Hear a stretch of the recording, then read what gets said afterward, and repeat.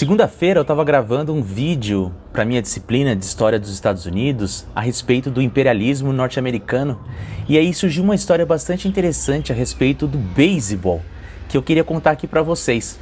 Mas antes de contar, eu já peço que vocês curtam o vídeo, compartilhem com os amigos, se inscrevam no canal e ativem o sininho para terem sempre acesso às novidades quando eu postar alguma coisa nova por aqui. A gente está acostumado a pensar os Estados Unidos como uma grande nação poderosa e que interfere nos assuntos ao redor do mundo, como uma espécie de polícia mundial, mas isso nem sempre foi assim.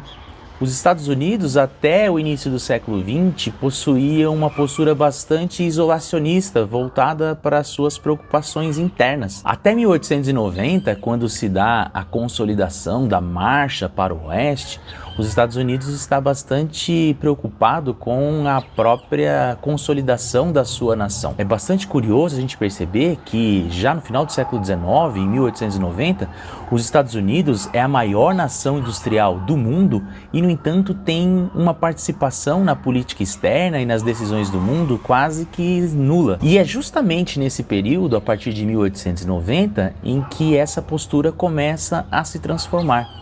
Aos poucos, os Estados Unidos vai começando a assumir uma postura mais internacionalista e adotando algumas medidas que o colocam diante de um novo posicionamento no cenário internacional. De certa maneira, essa marcha para o oeste continuou seguindo firme em direção ao oeste, principalmente pelas vias marítimas, com a ocupação de algumas ilhas no Oceano Pacífico, até mesmo a chegada dos Estados Unidos no Japão, em 1853. É claro que os Estados Unidos estava de olho na presença cada vez maior dos europeus na Ásia e na África e, evidentemente, não queriam ficar de fora do comércio com nações como o caso do Japão e da China. Porém, essa mudança internacionalista dos Estados Unidos pode ser melhor demarcada a partir de 1898, quando os Estados Unidos participa da Guerra de Independência de Cuba. Essa guerra, conhecida como Guerra Hispano-Americana, contou com a participação dos norte-americanos para a expulsão dos espanhóis e para a promoção da independência e autonomia de Cuba. Essa será a primeira guerra contra um europeu desde 1812, quando os Estados Unidos havia lutado contra os ingleses na Segunda Guerra de Independência, como eles chamam. E será então um momento decisivo em que os Estados Unidos vão fazer valer a máxima exposta pela doutrina Monroe ainda na década de 1820, que dizia América para os americanos. Ao expulsar um europeu do continente e defender os interesses dos vizinhos, os Estados Unidos demonstravam para o resto do mundo que aquele hemisfério, o hemisfério ocidental, ou melhor dizendo, o continente americano, era sua zona de influência. E tais interesses ele estaria disposto a defender, inclusive utilizando da força. Aí você vai me perguntar, o que tudo isso tem a ver com beisebol? Bom, essa relação entre beisebol e o militarismo nos Estados Unidos é bem mais próxima do que você pode imaginar. Até a Guerra Civil, que é de 1861 a 1865 nos Estados Unidos, o beisebol era um esporte basicamente elitista, praticado por aristocratas e que tinha sua concentração exclusivamente na parte leste do país, com algumas exceções como Chicago e St. Louis no centro-oeste do país. Porém, com a Guerra Civil, o praticante de beisebol nos Estados Unidos e a difusão do beisebol vai se dar de maneira mais intensa. Isso porque os soldados do norte usavam o esporte como uma espécie de válvula de escape para o estresse e para as tensões da guerra. No Natal de 1862, aproximadamente 40 mil soldados assistiram à partida de Natal de beisebol, que foi realizada na Carolina do Sul. Além disso, os soldados do norte que eram presos no sul jogavam partidas de beisebol entre si e acabaram incentivando carcereiros dos presídios onde eles estavam mantidos a formarem times para jogarem contra eles. E o mesmo processo aconteceu com os prisioneiros sulistas, que aprenderam a jogar e desenvolveram a prática e o gosto pelo esporte quando estiveram presos em prisões do norte. A partir daí, o esporte toma um gosto popular e vai ser praticado por todas as classes, mas principalmente, como a gente pode ver, entre os soldados.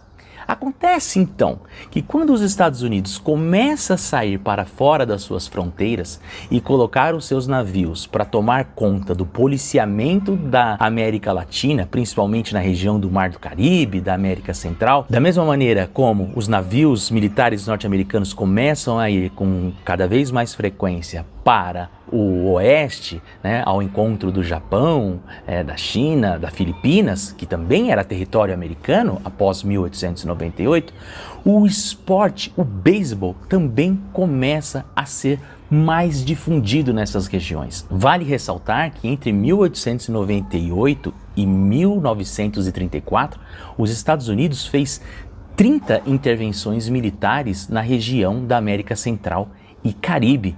Evidentemente que essas intervenções eram feitas por soldados, por marinheiros, que além de soldados, eram pessoas que tinham os seus gostos, os seus momentos de lazer, os seus momentos de diversão. E um desses momentos era justamente jogar beisebol. Aos poucos, essa prática foi sendo difundida entre as pessoas que recebiam os navios norte-americanos e foram caindo no gosto popular daquelas pessoas, principalmente Porto Rico, Venezuela, Nicarágua, no Japão, nas Filipinas, onde o beisebol se configura como esporte nacional até os dias de hoje. Já em 1899, por exemplo, o beisebol vai ser praticado no ensino médio e nas faculdades do Japão, e eles vão promover os primeiros amistosos contra times americanos que irão jogar lá no Japão e com grande audiência. Essa é uma dimensão bastante interessante para a gente pensar nessa relação do imperialismo e das maneiras de difusão do imperialismo e da influência norte-americana pelo mundo. Ela se dá pela força, evidentemente, pela política, pelos empréstimos, né, como por exemplo a diplomacia do dólar, mas também se dá por meio da difusão de aspectos da sua cultura. Da mesma forma, é interessante a gente pensar como a incorporação desse esporte, dessa cultura, por parte de outras nações, faz com que seja possível aderir à cultura do outro, transformando-a em um elemento próprio das nossas práticas cotidianas.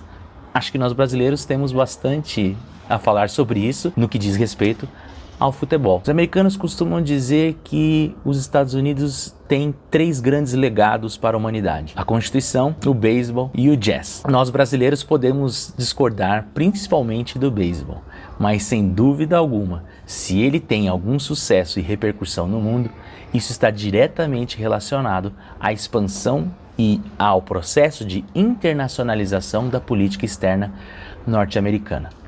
Gostou desse vídeo? Se gostou, compartilhe com os seus amigos e lembro a vocês, lá no meu canal no YouTube, ou aqui no meu canal no YouTube, depende de onde você está vendo esse vídeo, eu tenho uma playlist com uma disciplina de História dos Estados Unidos, com discussões acadêmicas sobre o tema, em que toda semana eu posto uma aula nova. A disciplina terá 16 vídeos e até agora eu já gravei 8 vídeos. Quem quiser conhecer um pouco mais sobre a história dos Estados Unidos, vai lá no canal, acesse essa playlist, tenho certeza que vocês vão gostar.